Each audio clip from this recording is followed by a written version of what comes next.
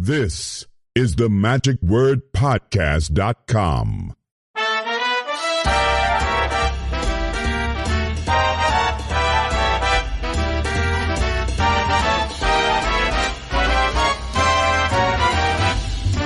Hello, this is Scott Wells for the magicwordpodcast.com. This week's episode is brought to you again by the Friends of the Magic Word. Those are the ones who, with their financial donations and monthly pledges, help keep this podcast going month after month and week after week, because without your financial help, it would be difficult to try to keep this going, and it also encourages me to know there are listeners out there who care enough to put their money where their ears are. So thank you guys and gals for doing that, and if any of you are interested in learning how you can become a friend of the Magic Word and why it is that we could use your support, just go over to the magicwordpodcast.com, and there you'll see a little tab that will say, join the Friends of the Magic Word. Anyhow, check that out. This week's episode is going to feature Mark James, who has been a friend of mine for quite some time, although we had not physically shaken hands nor met until we were at the Magi Fest earlier this year in 2023 in Columbus, Ohio. And he is, when we sat down, just opened up about everything. It was tremendous. Now, this gentleman is a true worker that has worked 10,000 hours to be the expert that he is in his field. And he shares a pretty good synopsis of his lecture in this week's episode. We also talk about a variety of things, including tattoos and why he has tattoos and what kind of tattoos he has. In fact, if you go to themagicwordpodcast.com, there you'll see some photos that I had taken of the tattoos on his arms and legs that are mostly magic related, kind of interesting then as well. So you can take a look at those on the webpage. And also he talks about working in holiday camps, which is not something that is familiar necessarily to the United States audience, but is a bigger deal in the UK. Specifically, these are places, as they imply, it's a vacation or a holiday camp when you go for a weekend or a week that you would stay in a bungalow or whatever, and they have activities all day long. I would probably call it something more like a land cruise, I guess. There are things like that in the United States that might be like dude ranches. We used to have something like that in the Poconos in eastern United States, where people would go for the holidays during summer in particular from New York City to kind of exit the city and go to the mountains where it might be a little bit cooler. But this is a place where there are a lot of entertainers that work that circuit. Anyhow, he talks a little bit about that, as well as I think it's kind of interesting that he has been a very busy restaurant magician. We've talked here on numerous occasions in the past about how there are not necessarily a lot of restaurant magicians in the UK, although weddings is very big for magicians, but not so much restaurants, because tipping is something that's kind of an anomaly, I guess, to the U.S., but not necessarily to other countries. Anyhow, a lot of stuff to cover this week, and you might want to take out a pencil and paper to jot down some notes, because he, as I said, with the 10,000 plus hours he has of experience and the things he shares, you might want to take note, quite literally, so that you can help apply that to your act. So let me introduce our guest this week, Mr. Mark James, here on The Magic Word.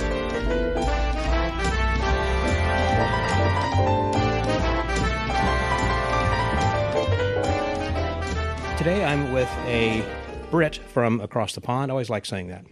Actually, are we across the pond or are you across the pond? Well, technically, we're both across the pond to me right now. That's right.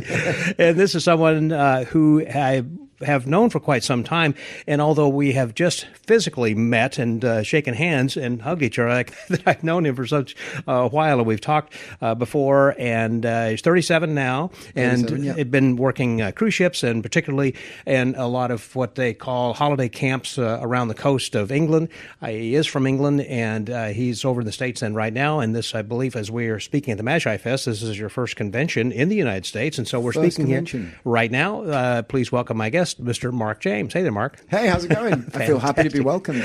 You're right. It is my first convention in the US. I've worked a bunch of times here before, at the Magic Castle a few times, House of Cards once, the Chicago Magic Lounge once.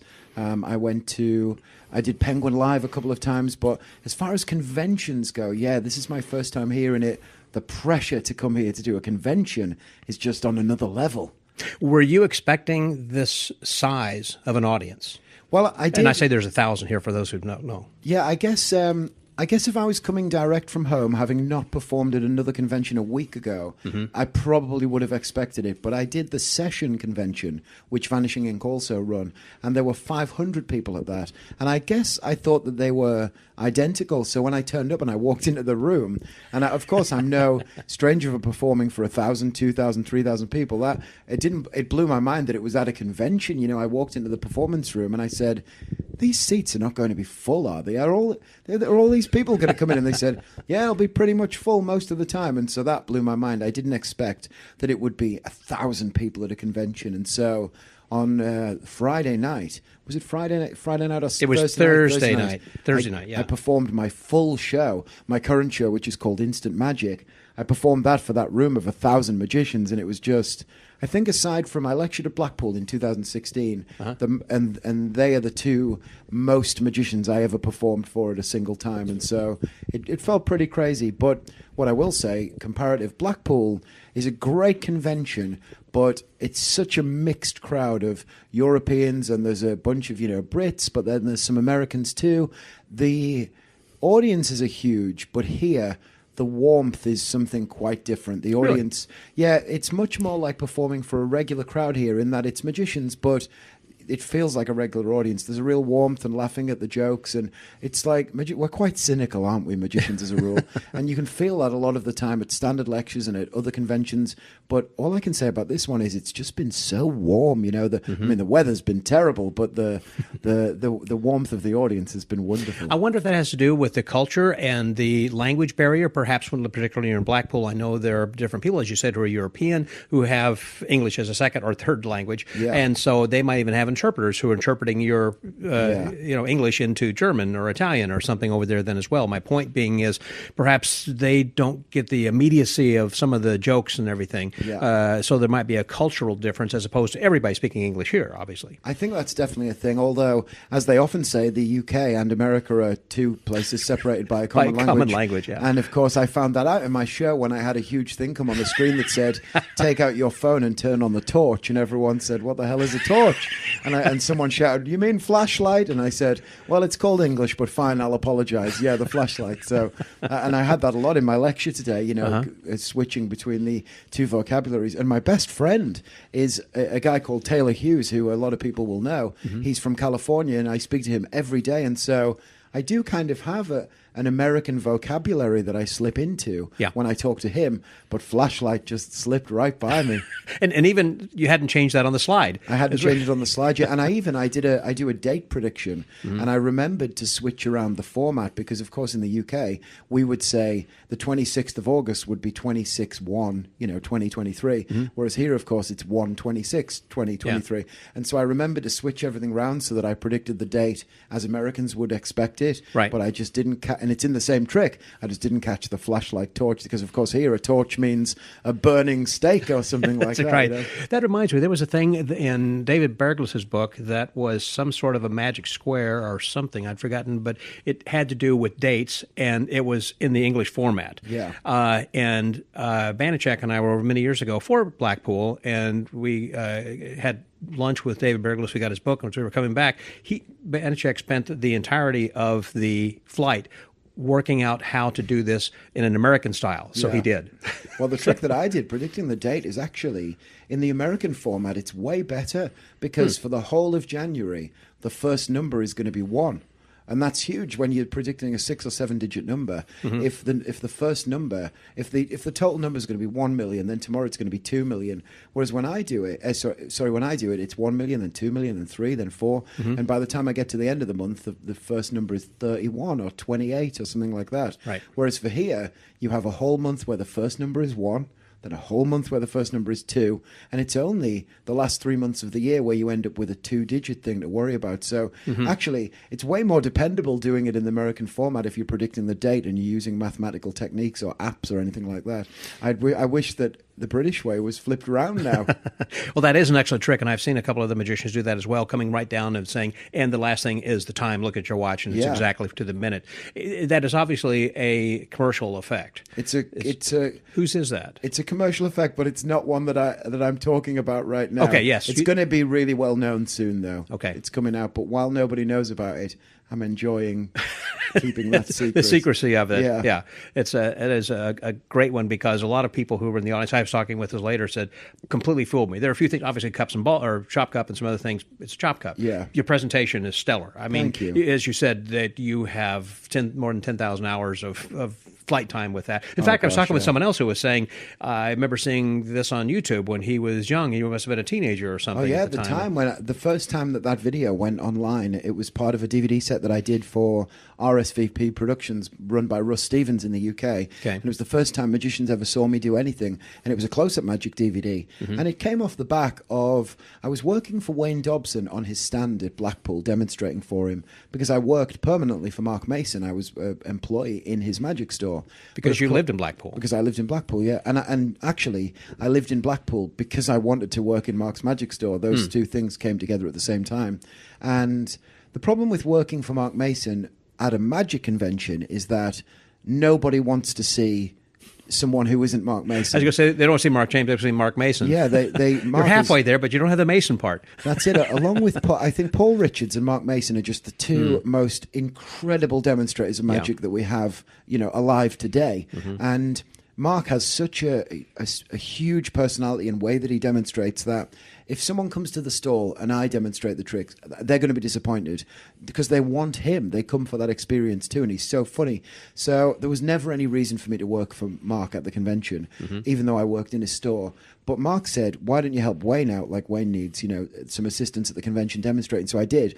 And by complete coincidence, Wayne's stand was next door to Russ Stevens' stand, and Russ saw me demonstrating for magicians, getting laughs, and all the stuff that I did working in a magic store. The way that you learn to explain things to magicians and just crossing that bridge. And Russ said, have you got any of your own stuff? And I said, well, I do a restaurant 3 times a week for 3 hours a night, so I'm doing 9 hours a week of close-up magic, and I have all of the stuff that I'm doing there. And he said, well, show it to me. So we went for lunch, and I performed my, 12 tricks, and he said, okay, let's make a DVD this month. And that's what we did. And the Chop Cup was on it, and I put it online, and the Chop Cup was it's always been popular, but it had a little bit of a resurgence off the back of that, I think, and off the back of Martin Sanderson, a British magician at the same time. He put Chop Cup on a DVD, and that picked it up. And so it's one of those tricks that it's just so strong. It's perfect trick format. And from back then, I would have been, like you said, I'm 37, and that was when I was 22. And so, yeah. How many views have they had? Millions, I'm assuming. Well, my YouTube channel got deleted at one point when it was really high hit, so I don't know anymore, but it's in the hundreds of thousands. But I've just always loved the trick, and I did it a bunch then. And when I came to doing a stand-up act, I've always said the very best thing you can do if you want to do stand-up is, well, what do I already have that can transfer? And so the close-up was the first thing through the door, and it's still hanging on. It's never, I can't take it out. It's just, it's such a part of me that it basically is in every show. Right. Well, speaking of which, that you do a lot of shows and working holiday camps, as they call them in the UK, and over here, we don't really have anything like that except maybe in the Poconos or something. The only way I could explain that to an American audience is like the kind of place, the movie Dirty Dancing? It's like that, really, but with families going there, and a more modern British audience, but essentially going there and staying in log cabins, or what you would refer to as a trailer, we would call a caravan, but without, I believe that in America that phrase comes with a lot of baggage. There's a trailer culture in America that's like, correct, yeah, and people live in them in things, and we have that in the UK. There's a derogatory term of trailer trash, and they think about trailer parks always being swept away by tornadoes, and they're just made out of nothing, basically. And so in the UK, it doesn't really carry that same baggage, stigma, and they're really nice. They're luxury trailers, and they may have 2, 3, 4, even 5 bedrooms in some of them, and big living spaces, kitchens, all of that. And so I lived in a trailer in college, and when I first got married, my wife and I had one. We call them mobile homes. Right.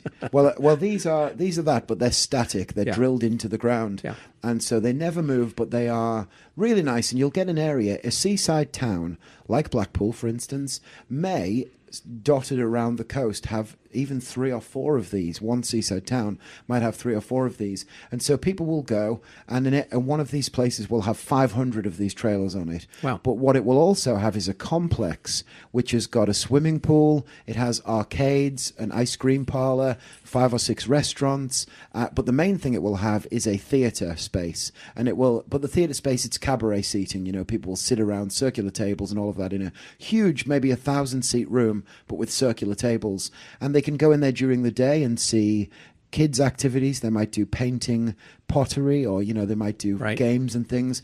But then generally the venue closes and then it opens again at 6 p.m. on the evening, and it stays open until 1 a.m. And in that 7 hours that it's open, what you will generally see is like kids dance music and party dancing, where the kids will go on the dance floor and they'll copy the resident entertainment team, like on a cruise ship doing, choreographed dancing. Then there'll be a quiz. Then there'll be some sort of presentation where the presenter who's resident on the park will go out with a costume character like Mickey Mouse, or, but their own ones. They're called Bradley Bear and Rory the Tiger and things like that, but essentially they're equivalent to Mickey Mouse. Right. And so they'll do a sketch with them, and there'll be pre-recorded vocal of the character speaking, and the presenter will interact with that pre-recorded vocal, and the character will go along with it. And then at the end of that, there'll be another thing, and then essentially at the pinnacle of the night, 9 p.m., there's either going to be a resident team doing a Broadway-style production, singing and dancing show, or 2 to 3 nights a week they will bring in outside entertainment. And so that's when I slip in. So I'll go to a town, and I will perform Monday one place, Tuesday another place, Wednesday another place, Thursday the final place. Straight after the show Thursday, I drive back home, which of course in the UK is easy to do. Right. And so every night at 9 p.m, I'm in a different venue, which is cookie cutter, almost identical to the place I performed last night, with the same tech, the same style of team. And I've been doing those for so long now that everybody who are the cruise directors, essentially the entertainment managers we call them, I've known them since the beginning of their careers. So I turn up and I'm always amongst friends, and I always can put my QLab in and plug my mic in, all of the things that it's like touring, but in a resident venue. It's hard to explain, but it's super fun. And I always have great tech, and I know what the audience are going to be like. The demographic is identical. And honestly, I do, among the few cruise ships that I do occasionally and things for magicians, they really make up the highest percentage of what for me is about 200 shows a year. Wow. It's just a crazy diary of 4 or 5 shows a week most of the time. And it's all the way from like Blackpool all along the southern coast and past Wales and around over to Dover. I mean, how? Yeah, I mean, well, from Blackpool, if you live in Texas, right? So you can drive. My gosh. Yeah, you can drive for 8 hours in Texas, and you're still in Texas. Yeah, and then you take a break and drive another 6 hours. Yeah, if you drive 8 hours in England, at some point you're going to have to start swimming. I mean, there's no way you can drive from my house in 8 hours that you're not at the coast. So, but most places from my house, I can get to London in 4 hours. I can be in Scotland in 2 hours. I can be in Wales in 1 hour. It's just the geography of the UK is such that it really is possible to get almost anywhere. And the freeways are good. The A1 and everything along the way. They seem to be. They're pretty good, yeah. Good. I mean, apart highways. from those times when the summer, the holidays, the vacation times, of course, the roads are much busier, especially on Fridays and Mondays, which are the check-in day for people on vacation when they go. That's what I was going to ask you. Is it just certain months out of the year that this is your high season, or they're closed during certain months? I assume just much like the Poconos would be. So the holiday parks, they open typically in March, and they close at the first week of November. Okay. So it's pretty good huge season. Yeah, it's a long season. And then in the November, December, I will typically go into, what a British pantomime is? I do, but most people don't, so go ahead with this. Yeah, so a pantomime is kind of, they take the story of something like Aladdin or Cinderella or Snow White, things that we now understand to be classic Disney stories. Of course, many of them go back before Disney. But they take those classic stories and they turn them into a sort of sketch-based comedy, singing and dancing show. And a lot of times they will have males dressed as females. Yeah, so there's a kind of a British pantomime tradition of the dame, and the dame is usually a fairly grotesque character. And if you look at, say, the story of Aladdin, the way that they make the show work, it's not exactly true to what you would understand the Aladdin story to be. So Aladdin is the main character, but Aladdin also has a annoying younger brother, and the annoying younger brother is called Wishy Washy. And Aladdin and his brother Wishy Washy have a mother who is called the Widow Twankey. And the Widow Twankey is the dame, and they are always played by a man, and they usually wear very oversized... I mean, it's probably the last vestige of political correctness, a lot of this stuff. In the world. Yeah, but they're dressed as, grotesque, giant-sized women with incredibly complex costumes. I mean...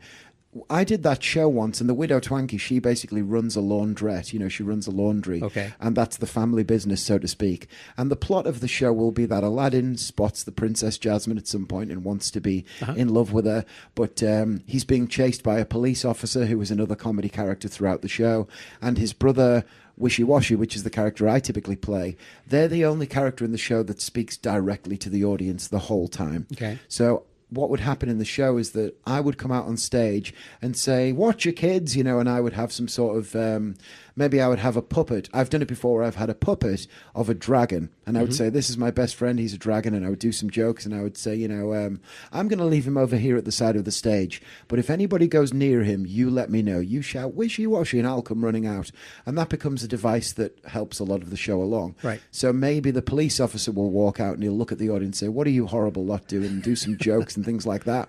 And then he'll say, "What's this dragon doing here?" And the kids will shout, "Wishy-washy," and I come running out. And then the police officer and I will essentially be involved in a two-hander sketch with, funny jokes and things but very silly things, where I'll say something about the way the police officer's dressed, and the police officer will say, "I haven't come out here to be insulted." And I say, "Well, where do you usually go?" Those kind of puns and silly jokes and things. So we do all of that stuff, and the show progresses with storyline interjected in all of it. Right. And then also there'll be, the princess will come on and Aladdin will see her and say, "Gosh, I wish I could, be in love with her." And then he'll start to sing a song. And while he's singing, the rest of the cast will run out, the dancers and singers, and it becomes a whole production thing. And usually in those shows, they will repurpose, they get the license for, and they repurpose popular songs, but they will change the lyrics. Satirical lyrics. Yeah. So I've been in ones where there's the genie, but there's also the slave of the lamp are two characters. And in the one I did, they sang a modified version of "You and Me, but Mostly Me" from the Book of Mormon. And then that slips into something else, and they use loads of... And when they're in the Aladdin's cave, they sing Diamonds, I think the Jessie J song, or I don't remember which pop star. So yeah, and they're really fun, and they... Basically, most theatres in the UK, that's how they survive, because from the beginning of November till the first week of January, they will run the show twice a day, every day, apart from a single day of the week, the theatre will be dark. And they sell it out. If the theatre's 1,500 seats, they sell 1,500 tickets every single performance. And that's not along the coast. That's throughout England and various communities. Pretty much every single town in the entirety of the UK. So do you stay in one place during that period? You go to one place, yeah. Okay, guys are going to say you don't jump from one town to another. No. And they're kind of... They have levels, much like, the Football League system or something, or the Soccer League system. There are provincial towns that will have very small ones that use community theatre, and then you have slightly bigger shows that will use reasonably paid professional performers, and then there might be 50 or so around the UK that are huge productions, and like they will the have Premier League. Yeah, and they'll have television celebrities in them and they're the ones I'm typically in. Yeah. So I'll be in a show and I'll be playing the funny character, but the princess or there's also Abanazi, the evil character, and the last one I did, the guy who played him was Colin Baker, who previously had played Doctor Who. He was the sixth Doctor in Doctor Who. Yeah, right. Someone who's well known from being in, what's the thing that you have that's like our Love Island? Like Jersey Shore or something like that. Oh, yeah. That people who've been in those will often be in them, or soap actors. And some people popular like that. character from the BBC that people would recognize them right away then too. Now, when you are working in these holiday camps, and you say you kind of rotate around, when you go back to the same place, do you have a different show then? Always the same for 1 year, because the audience are always different. Oh, the audience is different. Gotcha. They're rotating, and so when you come back with the same show, that makes so much sense. Because you were talking in your lecture how that you change different shows each year. Right. But that's each year, not each week. Yeah. So in the pantomime situation, there's like 12 popular pantomimes: Cinderella, Snow White, Aladdin, those things. Okay. And a theatre will generally rotate those year on year in a 6 or 7 year rotation. So you see Aladdin in this theatre now, in 7 years you'll see Aladdin again, but with a different cast. Right. But for that year, it's that show, and it's the same cast and the same show every single day. But when I say the big production, I mean like Paul Keeve, who did the stuff on Harry Potter and in the West End, he will consult on the things, and they'll have, there'll be a flying carpet, and it'll be a $300,000 flying carpet that they fly out across the audience like a huge Broadway show. Big deal, yeah. They're a big deal, yeah. Or like the Back to the Future theatre show where the car flies and turns over upside down. Right. They do that in Aladdin with the flying carpet, and the characters are hooked to it, and it goes upside down, and it flies in the audience. And the Twins effects, who make stuff for film and theatre, they're in the part of the budget for that. So they're a pretty big deal in the UK. But as far as the holiday camps go, yeah, I tour around maybe. I work for a company that has 36 of those, and so I'll basically do all 36 of those, and then I go back to the first one again. That's a nice gig. Yeah, across like a 6 or 7 week rotation. So I might do 6 a week for 6 weeks. I did all 36. Right. I take a week off. I start again. I would like to ask a little bit, changing the subject. You mentioned just briefly about working restaurants then as well. I often think of restaurants being more popular, obviously in the U.S., for magicians to work than they are in the U.K. because they don't tip in the U.K. the way they do in the U.S. That's right, yeah. Is that one of the reasons why they don't have magicians working restaurants typically over there? Or it's funny, I can say that I did 3 restaurants per week for every week of the year for maybe 2.5, 3 years. And I got paid by the restaurant to do that. Right. But I think that of all those tables I did, I mean, gosh, could I have done 7,000, 8,000 tables in that time? I maybe got offered a tip 2-3 times. Wow. The entire time. Wow. The tipping is part of the culture in the UK, but only in very, very specific circumstances. Like you would tip, you might tip at the end of your meal. So say your meal was, $105, you might round it up to 110, but that would be it. People. So not a lot. They don't think like 20% or 15 no, or whatever. No, not in any sense. Okay. And I'm a pretty good tipper. If I had a $105 meal, I would pay 120, and that would be considered. If someone else at the dinner saw me do that, they'd say, you realize they'd be shocked, yeah. But I'm pretty used now to that American tipping culture, and I feel bad. And if the service is not like in America. There's no kind of incentive for really great service. So we have service with a sneer. We say, you get. If you get delivered the food at all, it was great service, let alone if it came with a smile too, yeah. So, no, magicians don't really get tipped at shows at all, but also the restaurants, they pay not bad money for the magicians, and also the servers in restaurants get paid, they should technically get paid a living wage, so they don't rely on tips either. Which is, again, opposite of what they do in the U.S. And I think other countries, like Australia and European countries, I think in general, do pay their servers, or I should say service personnel, a living wage, as opposed to in the U.S. Oftentimes, they will pay less than the minimum wage, thinking, okay, this will encourage you to work harder to get a tip, which is to ensure prompt service. That's right. And they thinking, okay, well, they're going to make equal to whatever they would have gotten or more if they really work hard, but we're not going to give them a living wage. Yeah. But over there, it seems like they do pay a living wage, and so that's why they're not expecting a tip. A tip is like, okay, it's fine. So you don't get anything out of that. And I'm sure that there are probably pluses and minuses to both. I bet there are places, venues and restaurants and bars in the US that people are absolutely queuing up to work because they can make so much money with tips. Sure. But that's just not a huge part of UK culture. Right. Now, aside from that, then going just directly to working restaurants, are there many restaurants where they do have magicians working in the UK or not? I tend to think not. It's a mix because there are a bunch of chains, we have of course we have the chains that are fast food restaurants, but we have, chains like, what's the one I love here that's the Cheesecake Factory, there's chains that are equivalent to that. Okay. And they might have magicians, and so they might for a year have magicians in all of them. Or then sometimes you might get an enterprising manager who likes magic and decides to put it in, or you may get a private restaurant that has them, but it's not. The main market for magicians in the UK, closet magicians, is weddings. That was what I was going ultimately about that, because I just had spoken recently then with Kyle Purnell, and he was saying that one of his goals is to try to work more with weddings, because he said, I know how big they are in the UK. And I said, man, I wish you all the luck, but I've tried as hard as I can, and I have not been able to break into the wedding market in the US. And I don't know why it's different over there than it is here, but what I think is you have longer wedding days, and you have like breakfasts and lunches and dinners. A bunch of weddings in the UK, you would expect the couple to get married about 11 a.m., 12, in the afternoon. Yeah. And then they'll go immediately from the wedding into... Typically, most people in the UK, if they have a wedding and they're inviting 120, 130 guests, they'll actually only invite 40 or 50 of those guests for the meal. Actual ceremony. Oh, the ceremony. Yeah, and then the ceremony directly follows into a meal that they're paying a per head price for in a venue that's very, very close to where the wedding happened. And that's called the wedding breakfast. And there will be a 3-course meal there. And during that meal, often magicians will perform.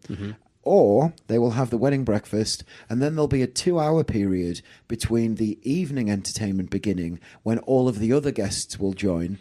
And in that period, the couple will go and get photographs, and some people will go and get refreshed if they're staying in the hotel where the wedding is. But that's often when the magician will cover that 2-hour space to keep those guests entertained.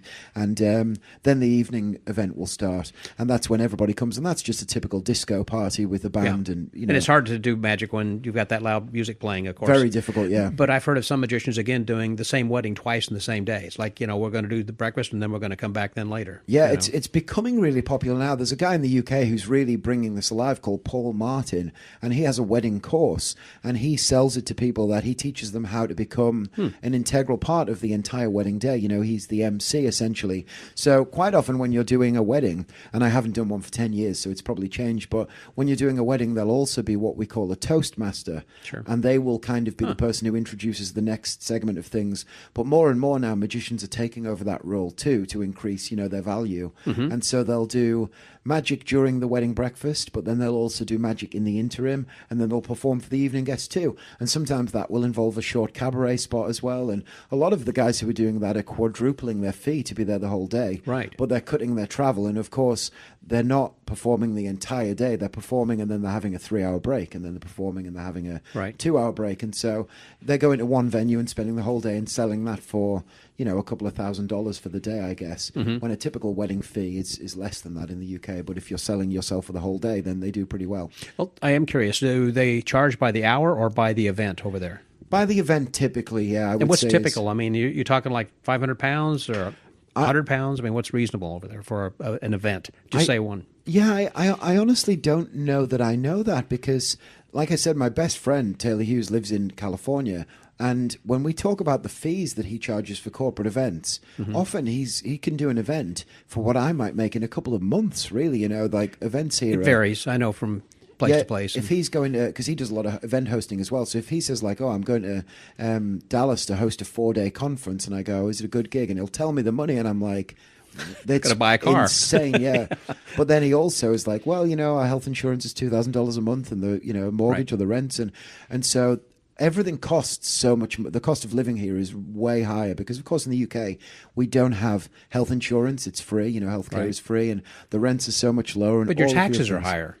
You have like what, 50% tax or something? No, ridiculous? our tax is 15%. 15%, okay. But it's 15% up until you make like $100,000, and then on everything you make over $100,000, it's 40%. Okay, that's what I was thinking. I remember talking with some people who were over that, and they were in that higher tax. I mean, I remember that was why the Beatles had sung Taxman. Oh, yeah. Because they didn't like having to pay. It's a graduated system, so you only pay that higher rate, but also the first £12,000 that you earn is completely tax-free, and then you pay 15% on everything over that. So we say it's 15%, but if you earn £20,000, you only paid 15% on 18,000 of those £30,000, and then once you get up to 100,000, it goes higher. And so I think generally it's more expensive to live here, and so the fees are higher, but the wages are higher, and everything here it's basically the same. So if I say the fees that I believe are correct, it will sound unusual to an American audience as a percentage of what it would cost to live here. But I would expect that a typical wedding magician turning up and doing in the north of England and the south of England, again, are very different, because there's a real north-south divide in that the north of England is way more working class, whereas the south of England is way more middle class. Okay. And so in the north of England, I would expect a wedding magician performing for 2 hours to charge £550, equivalent to $650, I would say, is a 2-hour wedding fee. Okay. And then if they're doing the whole day emceeing, I think £1,500 to £1,800, $2,000 would Sounds be reasonable. Close to expected, yeah. Yeah. Gosh, there are so many different directions and things that I would like to talk to you, because you had mentioned during your lecture about movies, and I'm a big movie And I'm fanatic covered as in well. Are you? Is that what the tattoos are? Explain some of the things that are your tattoos there. Well, it's funny on your arm. because I'm really I think the most interesting things about us are our contradictions. And so whenever I hear people say about their stage character, my character would never do that, I always think, well, people do things that are out of character all the time. So your character could do that, and often the out-of-character thing that you do is what solidifies who your character really is. Mm-hmm. It's what puts that into focus. So having something out of character, I think, is good. And originality, I think, is tied into that. Because if you say, I have a friend who's really unique, you don't say, they say words that no other person ever said before, or they invented their own language. We never say that when we talk about unique person. And actually, what is unique is when you say, I have this friend, they love the ballet, but they listen to Iron Maiden and Van Halen, and they have long hair and they're covered in tattoos, or he loves the opera. Those contradictions are what make us unique, and my act is full of those. But on stage, as you know, I tend to wear tweed suits and a tie, and I wear a 3-piece suit, which is not always common, with what we would call a waistcoat. Of course, you call a vest, and what we call trousers, you would call pants. And then also we have braces that you call suspenders, because braces for us are, to corrective aids for dentures, to correct your teeth. So as the common language again comes in, but I wear a 3-piece suit with a vest and suspenders, and it's very old-fashioned, my style of dress. It's almost Victorian, vaudevillian, and yet off stage I'm pretty hipster. I'd wear, fairly hipster things, and I'm absolutely covered in tattoos, but you can't see my tattoos when I'm on stage, because I don't have any below the wrist or above the neck or anything like that. I mean, on the back of my leg here, I have Robert Houdin's Orange Tree illusion. The entire back of my right calf is that. But all of my other tattoos are movies, because my show is full of movie references. And to look at my tattoos, this is all, I realize the audience can't see this, but they're all Back to the Future. We'll take some pictures of that and post them on the website. This is the Zoltar machine from Big. From Big. This is holy moly, a whole thing about E.T.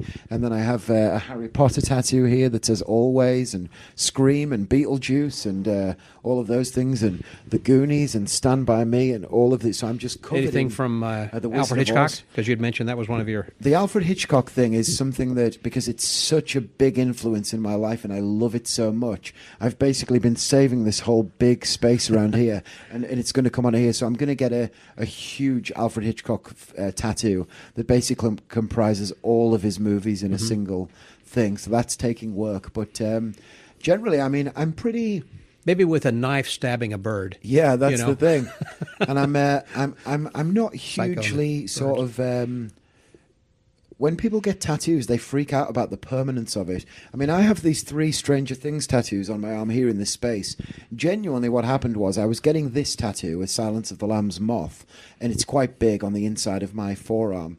And while the tattooist was doing the tattoo, she got a text message and she said, oh, my client after you just cancelled. And I said, how long did they have? And she said, oh, about 90 minutes. And I said, I'll take that. And she said, well, what do you want? And I said, I'll Google it. And so while she was tattooing me, I was Googling tattoos and thinking about what I loved. And I said, can we do something with the Stranger Things thing? And she went, yeah, give me 5 minutes. She designed it, and I got it there and then. Like, I put no thought into it at all, other than the person after me got cancelled. And I took the time because I realized when I got... That will affect you the rest of your life. Well, there is that. But also, I sort of think...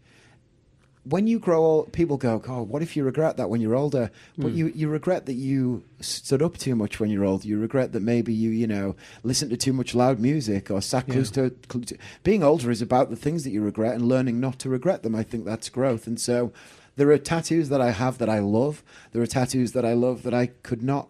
I realize in America you say could care less about, which... is definitively the exact opposite of what you mean, and it always surprises me. And in England, we say, I couldn't care less, because, of course, what you're explaining is, I am not able to care less about this thing. So when you say I could care less, what you're saying is, I do care about this thing a little yeah, bit. Yeah, I know. It's kind of like what they talk about when two airlines will almost hit each other. Say it was a near miss. No, I mean, it was a near hit. Collision, yeah. So I always think about that when I say this. But, I have tattoos that I literally could not care less about. I look at them and I think, it's just a thing. It's like, and when you have so many as well, here's a funny example of it, actually. My friend that took me for my first tattoo, he said to me, I just got a new tattoo today. And he showed me, and it was a small pizza slice on the inside of his wrist. And I said to him, why would you get a pizza slice tattooed? That seems insane. And he went, don't know, just funny. He just didn't care. And I thought that was crazy. And then I went and I got a tattoo. And then I got another and another and another. And then the first time you get a tattoo on your forearm and you realize that people will see that when you wear a T-shirt, because all of my others were behind even a T-shirt would cover it. Once you get that one, that loosens up that idea a bit more in that, okay, I'm tattooed now. People can see that when I'm dressed casually. And then you care less and less and less. And now I think, no, maybe I'll get a pizza slice. It's like... Did you get one? I haven't gotten one yet. But... I do have things that I literally just got to make my friends laugh. Like my son loves Series of Unfortunate Events, and the main character has a tattoo of like an eye that suggests they're part of a secret society. It's the volunteer fire department. And I have that eye on the inside of my ankle where Neil Patrick Harris's character has it in the Series of Unfortunate Events Netflix thing. And I literally got it so that when I went home, I was on tour, and I got it at the same tattooist I always go. Every 6 weeks, I'm at the same holiday park, and the tattooist that I like is there. So I get tattooed every 6 weeks. And I literally got the tattoo. I went home. I never mentioned it. And I was sitting in my son's room, and I sat in the armchair that's in his room that he reads in, and I put my feet up on the end of his bed, and he looked down and he spotted the tattoo on my ankle, and he said, Daddy, what's that? And he like freaked out. He thought it was so funny. So cool. And I have that on my ankle for the rest of my life, but it was worth it for that moment. It's like... They're sort of snapshots of things that I love, and I think magicians will appreciate this especially. I love movies, but I love them so much that watching them and having posters of them on my wall is not enough. I need to have them on me all the time. It's like the ultimate expression of that thing that I love more than anything else. It's not enough to just buy the figurines or have the poster on my wall. That's how I love the thing more. It's always here with me. Right. I do want to move over into your lecture and some of the things that you had talked about as well, because there were so many points that you had talked about, and that is the structure of the act and the different points that you were making. I really don't know where to begin. I was taking pictures rather than taking notes because you had the those on the screen. But what would you say are within kind of a 5-minute synopsis would be an explanation of some of the high points of what you would say in your lecture?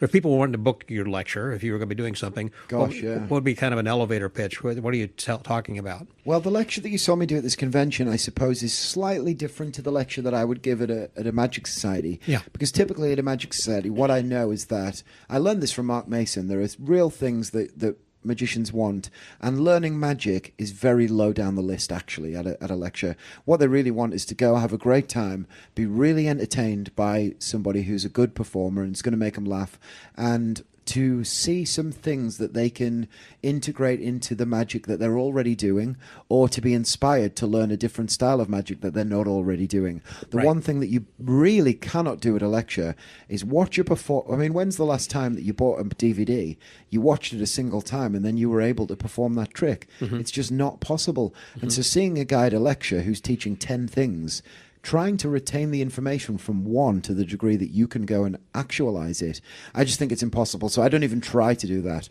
I explain the tricks, but I hate when I see lectures and it's labored to the point that it's like, I already understand now how it works. So either say something that's really going to change my ability to do it, or just do the next thing. I just want to see the next trick. So my club lecture is really focused on, you essentially get an hour-long stand-up show, and then I talk about that show is what just I do. Unpack and I talk about the tricks, and I unpack it, Right. And I think that then, people come out to see a lecture, but they go, well, we got to see the guy's full show. Yeah. And my magic is not for magicians. I do the thing that I really do in real life. And at a convention, I can't hide behind that. They booked me for my full show on Thursday night, so I did what I do. And then today I explained it. But at a magical lecture, I would do a ton of different tricks and try not to waste too much time on explaining the technicalities beyond really crucial things that are the real reason that thing works. Right.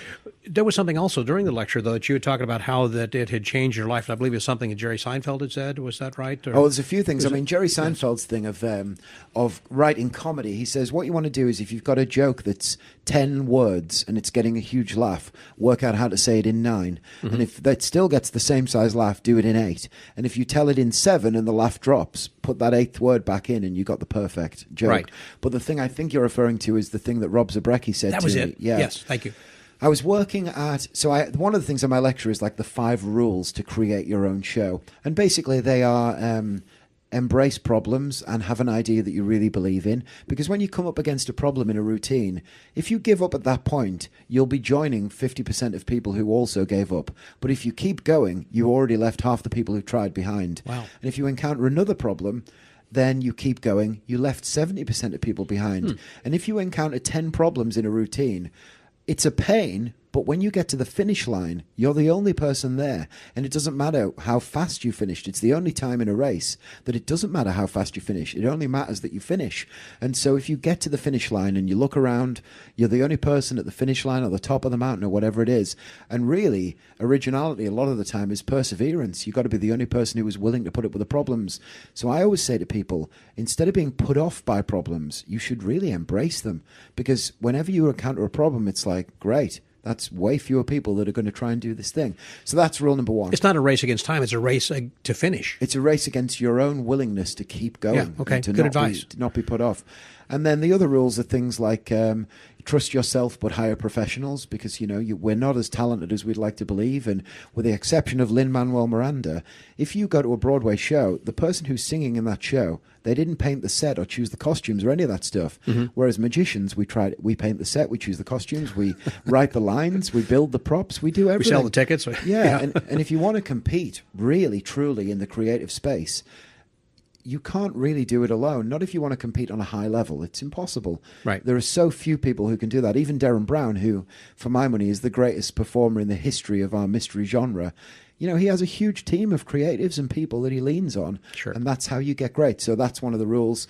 And there are things that I unpack like that and explain. But the Zabrecki rule is make it personal. And I was backstage with Rob at a convention. I was lucky enough to be hosting when Rob was the closing act. And the best thing for me of being the host is that you have a legitimate reason to talk to all of the other acts. Otherwise, you're going up and saying, hey, I'm a big fan and can we hang out? I want to be your friend. Yeah. Whereas when you're the host, at least you've got, hey, I have to introduce you. That's right. And so that's good.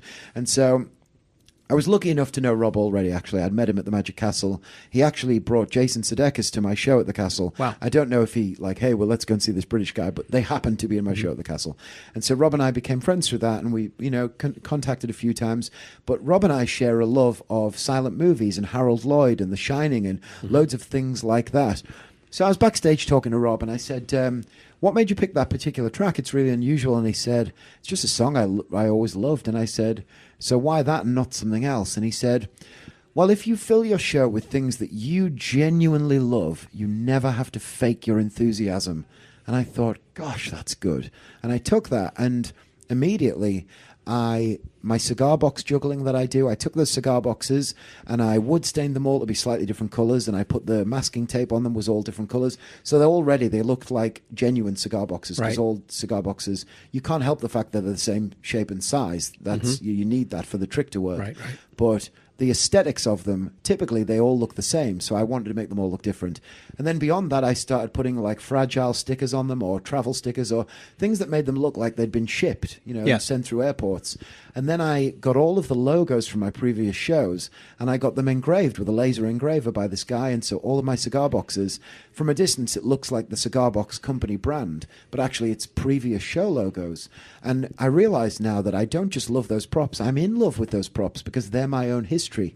And then I took my suitcase that I have on stage. It's like a nice brown suitcase with kind of an old-fashioned steam trunk. Like an old-fashioned steam trunk, but it's like there's a word for it. I can't remember what the brand is, but it's like a nice suitcase that you could it has leather straps on it and stuff, that keep it closed, and it's got my act in it. But I took that and I got travel stickers from Nashville when I performed there. I got a Nashville sticker. When I performed here, I got an Ohio State sticker, Chicago, any Edinburgh Fringe. any place that I performed, I got those stickers. And so it looks like the classic travel case covered in travel stickers, but all of those stickers are places that I really did my show. And so when I look at that case now on stage, it's not just a travel case, it's my history. Right. And the cigar boxes are my history. And when I do Chop Cup and I wear a fez and I have a banner that says the world greatest cup and ball trick, the fez is a nod to Tommy Cooper, who's a British magic icon, and the Chop Cup is a nod to Paul Daniels, who's one of my heroes in magic doing that trick. And the banner that I have looks just like Carl Ballantine, the great Ballantines banner, and it's a nod to him. And that trick is full of influences and little aesthetic nods. So when I perform that trick, I'm not performing that trick by myself. I'm performing it with my heroes all around me. And so what Rob said about make it personal is that really you have to find ways to insert tiny pieces of yourself into every nook and cranny, every prop, every line, every track, every word you say, every reason that you do the trick. And if you really do that, but you don't say to the audience, these are all the places I performed, and these are the logos, and don't tell them. The affection that you have for those things will come through. Will just come across because, like Rob said to me that day, I found a way for me that I never have to fake my enthusiasm. I walk, and even my introduction, my pre-recorded introduction, I mentioned him already. It's Taylor Hughes, my best buddy. Every single night I do my show, and the last thing I hear is my best friend in the world say, "Please welcome Mark James." And my friend's voice brings me onto the stage. That's nice. If we ever have a row, it's going to be a bad show. But, my best friend introduces me every night, even though he lives 5,000 miles away. So it's a great way to do that. I always say to kids performers and people like that, like, get your kid to record your intro. Please. It's just... find ways they to can relate to the yourself. audience also, because if That's you're right. talking to kids and they've got a child who's introducing you, that sounds great. Yeah, and if you're going to do a book test, some examples, you're going to do a book test, you can buy marketed book tests, and there are loads, like the Zanman book test. They got Sherlock Holmes, Wizard of Oz, they got those things. But also, I mean, in my lecture, I have a book test that you gimmick yourself. It's like Flashback, but you kind of make it yourself. If you're going to make the way that the book test works yourself, you can use any book then. And also, if it's a book test where you're peaking and you don't rely on forcing a specific word, why not get out a pile of 10 of your favorite books and talk to the audience about, oh, this book is there, and explain your passion, and then say, we're going to do a trick with these books, and then you've inserted yourself in.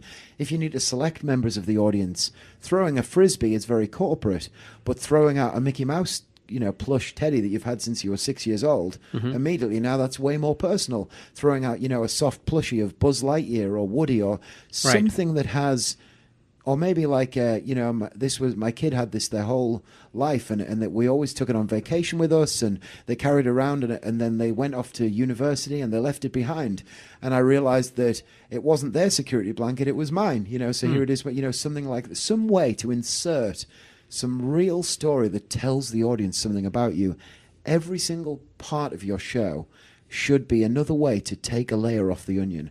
Every trick should just teach them something about who you are. And if at the end of the show they had a great time and they know more about you, to me, I think that's a success. And so things like using books that you love, using a plush teddy bear to throw out to select audience members, any way that you can inject yourself into that show is leaps and bounds above being better at split fans or doing that killer move with the billiard balls that nobody else can do. They're great things, and if you can combine them both, you're really going to do well. But I'd work on getting yourself in the show before the rest of it, I think, maybe. Great advice, and the fact that you recognized that and took that to heart and actually it changed your life and your show. And speaking of the show, then also, you talk a lot about the arc of the show. I'm thinking like of Henning Nelm's Magic and Showmanship, in which that he's talking about the arc, about building up the audience and then plateau and then having some more. And you've got different kinds of things also that you talk about where you have a part where it's pathos. You have a little bit of a something, so... Walk us through that a little bit. Well, I looked at my set lists from years of performing, because I write everything down on paper and I keep them in books. And a lot of the time for shows, I'll write in a notepad the name of the show, the place I was performing, and the date, so I can look back at like, oh, last time I did that place, I was here. Yeah. Not for my general touring stuff, but if I'm at the Chicago Magic Lounge, I still have the set list of when I did that. So if I go back, I know what I did last time. I do that with my corporate, because sometimes I go back to the same company. Obviously, there are some things I want to keep, just like you say, you may change 50% of that, but you keep new stuff. Then and I'll score those too, and I'll write down things that created problems. Like I used to do a thing. It was basically the toxic trick, the calculator, right? And the audience audience would estimate how many jelly beans they thought were in a jar, and 9 audience members would guess, and we'd add them all together and divide it by the 9 people, so that you get an average of their guesses, and the average of their guesses turned out to be exactly right. But then I couldn't fly with that one time. I was going to the castle. It was very heavy and all of those things. So I decided to have the audience guess how long a ball of string was. How long is the string that makes up a ball of string? Because in the UK, we have this phrase, how long's a piece of string? If you say to your mother, like, what time's dinner going to be ready? She'll say, well, how long's a piece of string? What it means is, I don't know. Like, leave me alone. It'll be ready when it's ready. The same as we have a phrase, if you said to somebody, would you rather do a show far away and you're on stage early, or very close to home but you're on stage late? They might say, well, it swings and roundabouts really, and that phrase means they're equivalent to each other. But what I found is that phrase, how long's a piece of string, you don't have that here. And I found that out my first show, Monday night at the Magic Castle. And you still had the whole rest of the week to go. Yeah, I've got a ball of string in a wine glass, which is visually a nice thing. Right. And I say, you know that phrase, how long's a piece of string? And the audience just look back at me silent, and I say, you don't have that phrase here. And someone says, I never heard it before. And I think, oh my God, they never heard this thing before. But of course I pivot and say, oh, well, in England we have this phrase, and that becomes interesting and charming, and hey, we learned this thing. Sure. So I didn't take the routine out. And then they would guess how long the ball of string is, and I would show that they were correct. I had it written down.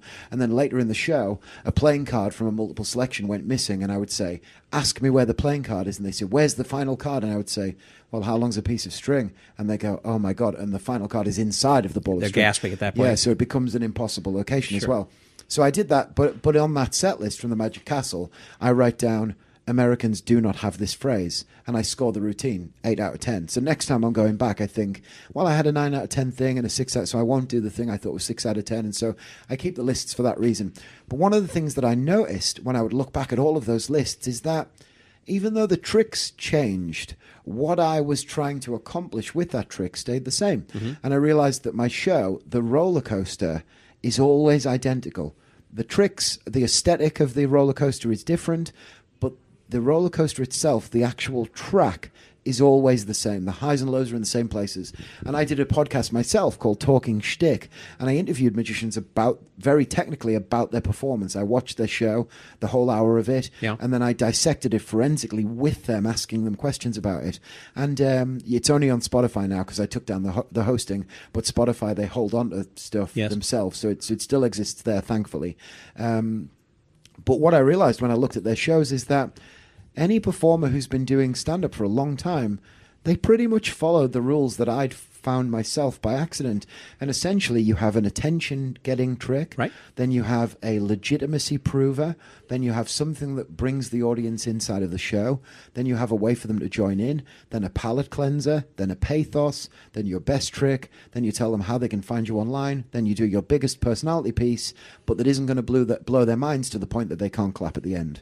And for me, in my current show, the attention getter is that I eat fire. Then I prove legitimacy with the chop cup. And then I bring them inside by teaching them the silk to egg. And then I have them join in with the calculator trick that we discussed before, where everybody gets out their calculator and we all do a thing together. Then the palate cleanser for me is the balloon swallow. And that's important after a trick sometimes, because the calculator trick is so mind-blowing that I know the audience want to talk about it and go like, how did that work? And you can't just stand there on stage and go, I'm going to give you guys a minute to recover. Can't do that. That's like insane. But you do need to give them a minute to recover. So something that's fairly mindless and easy to understand. The balloon swallow is a great example of that for me. So I do the balloon swallow there. And then pathos, I do the billiard balls. But my billiard ball routine is lit like a hand shadows act with a torch down on the ground. And I perform it only to the sound of rain.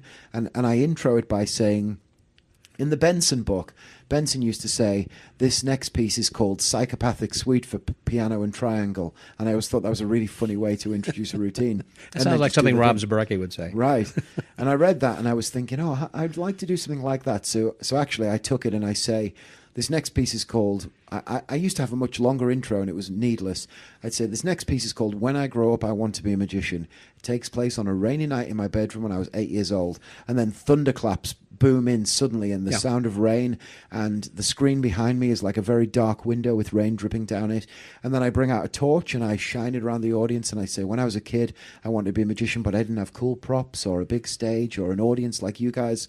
All I had was simple props, a torch that I borrowed from my dad's toolkit when I was a kid, and I used to put it down on the ground and like tilt it up, and I put it in one of those desktop mic stands actually, and I would pretend that it was my spotlight and I was performing at, Carnegie Hall or the Radio City Music Hall, or actually I use British references, but I pretend I was performing at one of those places, and it uplights the trick like a hand shadows act. But firstly, a single spotlight makes the billiard balls look fantastic. You can't see that there's a shell involved or anything. Right. And secondly, when that is being projected up, you have the trick that they can see, but you also have this giant shadow version of it taking place on the wall behind you as well.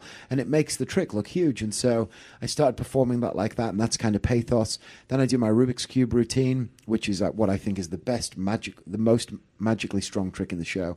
Then I pitch my social media, and I finish with cigar boxes. And cigar box juggling. Cigar box juggling, yeah. And I perfectly fit that theme that I came up with. But all of my other shows in the past had different tricks. Like I would do... But follow that same... Always, yeah. I had an attention-getting thing that wasn't always fire. But then I would do cups and balls or chop cup or something like that. And then as my legitimacy prover. But then when I wasn't doing silk to egg, I was doing half-dyed silk. Sure. It's the same, like, let me teach you how this thing works, and then I still fool you at the end. And in other shows, I've done, like, the whole thing, or, I love that Daryl trick, the whole thing, and that's like, and I say, magicians, we're trying to confuse you on purpose. Let me explain. So this is a hole, but this is a hole, and I get into that trick. Right. And every time, the trick that is the third thing in my show is... The second thing is prove to you I'm good at magic, and the third thing is, but don't worry, I'm going to show you how something here works. It's always the same every single time in my show. That format is the way I do it. Love that. Never broke it. Wow. And I didn't know that until maybe this year, when I really looked at it and thought, gosh, these set lists have all got different tricks on them, but they all accomplish the same thing. And so for those of you that didn't write it down yet but don't want to rewind back in the podcast, attention getter, legitimacy prover, teach the audience how a thing works, get everybody in the audience involved, palate cleanser, pathos, best trick in the show, pitch your social media, closer. That's the format. That is great. Man, right there, I think, is worth the price of this podcast for people to have stuck around to the end of getting that most valuable information. Because as you're saying that, I'm thinking about my own routine and what I'm doing, and I hit on all those things, but I think it just comes from years of practice and those 10,000 hours you're talking about, in which you actually have learned from trial and error. And I have accidentally stumbled upon that same formula without knowing that. A lot of pros, I think, that do a lot of shows will be listening to this and thinking, that fits my show. Exactly. But a lot of people who are trying to get into that position, hopefully they'll, it's such a jump forward. It really is like understanding how to structure a show in a way that maintains the audience's interest and keeps things moving forward. But also, because the problem is, if every trick is like killer, they're worn out when you still have half an hour to go. So you can't do that either. And you have to understand... It's just like Steven Spielberg that only had Jaws once. One jump scare, basically. Yeah. You don't have... Horror movies tend to have too many jump scares. And he'll say, like, what's interesting, I listened to Steven Spielberg on a podcast. Have you heard of Desert Island Discs? I've not. It's like a British institution of a radio show, but it's also a podcast. And essentially they get celebrities and eminent people, politicians, celebrities, artists, neurosurgeons, forensic psychologists, all sorts of people. But they go on there and they talk about... The idea is you're being sent to a desert island. What 8 records and what luxury item would you take to the desert island? And, they choose things like Ricky Gervais was on there and he chose a vat of Novocaine. He said, I'll just spend the whole time out of my mind on the thing. And they say, which book would you take? But because so many people were choosing the Bible, I should point out, and this may be somewhat offensive, but the UK is not especially religious, which I understand, of course, America is. Yes. And Ricky Gervais, of course, is a fairly eminent atheist. Atheist, right. So they say, what book would you take, remembering that you get to take the Bible? Because so many people were picking it. So when they said to Ricky Gervais, you get the Bible, he said, well, I won't need toilet paper. And that was like, fairly offensive to the American crowd, but it was funny in England. Right. So he said that, but, he took those things. But Steven Spielberg was on there literally last week, and he picked his 8 records, and he talked about his life. And I think he took a camera that he'd had when he was a kid, like a Super 8 camera or something like that for his luxury item. Well, he just finished The Fabelmans. That's out right, for release and right now, so that makes sense about his childhood having all those videos that he had made. They talk about that movie a lot too, and he talks about that being the hardest movie he ever had to direct because, of course, he said when I walked into my own living room from when I was a kid, as an adult, it's mind blowing. And he said, I wonder if this is going to be the biggest vanity project in history. But he said with Jaws, he initially intended to have the shark in there more, but it wasn't very dependable, as a prop, and the mechanics kept... Yes. And he was forced to actually dial down the presence of the shark. And actually, it's a way better movie for it. He makes that exact point. The best thing about Jaws is that Jaws isn't in the movie the whole time. It's the underlying theme, so to speak, almost literally, yes. And a lot of the time, as pro magicians or pro performers, like we were just saying then, you do stumble into things, but the people who work the hardest and have the most flight time have the most luck, because luck comes along every 1,000 hours. So you have 10,000 hours, you got lucky 10 times. You just got to get out there and keep doing it, and you'll find that you get lucky a lot if you work really hard. Good point. Well, as we close the podcast, the name of my podcast is called The Magic Word, and I always like to ask my guests, what is it that's your philosophy? What is, I don't mean a word like abracadabra, what I mean is what's important to you? My magic word, I guess, would be collaboration. I think it's everything. I think we try to do too much, and one of the huge parts of my lecture was seek criticism, but don't just depend upon yourself. Yeah, and don't just to your friend after the show say, what did you think? And they go, you were great. And you think, okay, I'm great then. And that's the end of it. Seeking criticism is like forensically seeking specific criticism. So I ask questions like, to magicians, I'll say, if you could take something out of my act, like Matrix style, where literally it gets put into your brain with no rehearsal or work, and you wake up tomorrow and you own the props, which routine would you take, without having to practice it or ever? And I think that tells me the thing that they think I work the hardest on a lot of the time. Or rather than saying, what's the worst 15 minutes of this show, which is very difficult for a person to answer if they like you, say, oh, I'm glad you like my... tonight I did 45 minutes. Next week I have to do this show. It's only 30 minutes. What 15 minutes am I taking out? Like, what's the best 30? And then you'll get a real answer to that question. That's a good way of putting it. So I think you have to ask really specific things like, what's the best trick in the show? What's the worst trick in the show? Which trick would you take and put in your act? What do you think my strongest 30 is if I have to do 30 next week? Things like that are important. Collaboration. But also... collaboration early days in an individual trick too. So what I find it really difficult to rehearse, like to stand in a room by myself and say the words out loud that I'm going to say to an audience it has always felt stupid to me, and I find it really difficult. So the way I get around it is that I video record. I'll set the camera up and I just video record. And what I'm aiming to do is get a single perfect performance, technical performance, right? Because there is no performance when you're on your own, but a single technical performance of the trick. Because if I can do it once perfectly, I know I can do it every time. Surely, if I can do it once. So I'll start the trick from taking the props out of my case, like, and now this thing, and I'll do the trick from how I would get into it in the real show. Right. And because that involves practicing the transition and everything. So I'll get into the trick and I'll do it. And the second I make a mistake, I put the props down, I reset, and I start again. And I go from the beginning, and I'll do that over and over and over again, and then I get a perfect performance of that trick. And when I get it, I put it on YouTube, I make it unlisted, and I send it to 10 people. And I say, what do you think about this? And I guarantee if I send it to 10 people, I get 5 great lines back straight away, or 5 tips or whatever. And then I make the video again, but I include all of the things that they said to make it as good as I can. Wow. And then once I have that video, I send it back to them and say, what do you think now? And this time only 5 of them reply, because they're like, I wasted 20 minutes on this already. But, the people that really care will send you more stuff. And you're already in a better position. And then what I'll do is I'll take that video, and however long it is, I will use that length to edit the music I'm going to use for that trick. Rather than trying to make my trick fit a track, I will edit my track to fit a video performance that I have. And then I can put that track under the video, and I can watch myself do it to that music and work out, oh, that music really works there. Or I can see the bits where it'd be better if the music was quieter there, so I'll move the chorus. And I'm a good cutter and paster of tracks, because a lot of the time, if you take a track, the intro to the chorus is nearly always the same, or the middle 8 is the same, so you can loop the middle 8 for 10 minutes if you want to. Right. So I'll cut and paste and move tracks around so that they fit the highs and lows of my routine.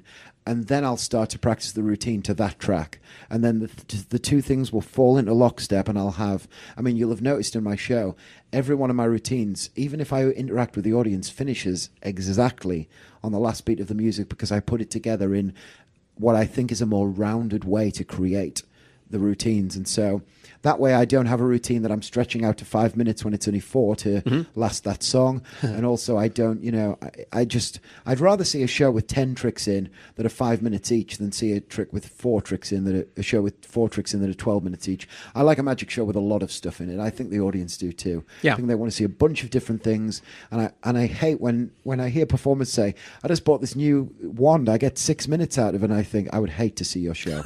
When someone celebrates that they get 6 minutes out of something, I think, why don't you do the best 3 and then move on? Like, getting 6 minutes out of something is no way to choose material. Like, just do more things. It's more fun for you too. And also it makes it easier for you to cut and change. And if you can't do a trick because someone on the bill is similar to you, losing 4 minutes is way easier to stomach than losing 12. That's a good point. Having better, shorter tricks, I think, is a better format too. Right. Well, so going back, collaboration, what you're saying is important. Yeah. So that's important to do. So good. Thank you. Collaborate in the beginning when you're putting your material together. Collaborate by seeking criticism from people, and also collaborate by get designers to help you work on your poster. If you can afford it, get a director to take a look at your show. Get somebody who understands fashion or the style to look at what you're wearing. Collaboration in every single part of the process is... I think that I have a book that I take photographs of. I'm going to ask you about this, actually. I take Polaroids of magicians and I have them sign something in the book. And I think Roberto Giobbi wrote, sharing is everything. And somebody else wrote in their collaboration, Andrew Frost, a great card magician, he wrote collaboration is a superpower. And I think the people who are the most creative, Roberto Giobbi and Andrew Frost as creative card magicians, they really understand that collaboration is everything. So my magic word is collaborate. There we go. Mark, thank you very much. It's been a wonderful chat. I can't believe it, just this time has gone by when I just looked at my watch over there. But I know the listeners are certainly going to be enjoying getting a lot out of this, and something that they can apply almost directly. Yeah. And some things are things you need to digest and think about, and how that you can change your act with some of the things you put in there. So thank you again very much. I appreciate your time. Thanks for having me, Scott. I appreciate it. And hello to everyone out there in the magic word. Thank you. So with Magic Word Podcast, that was Mark James. This is Scotty out.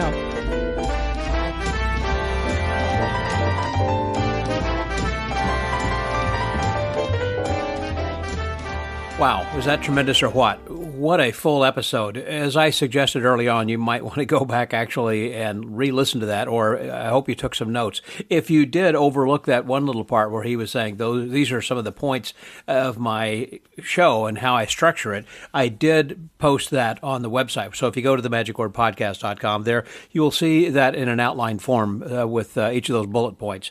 Anyhow, thank you, Mark. A lot of really great stuff, great information, and you can see why he is such a success at such a young age.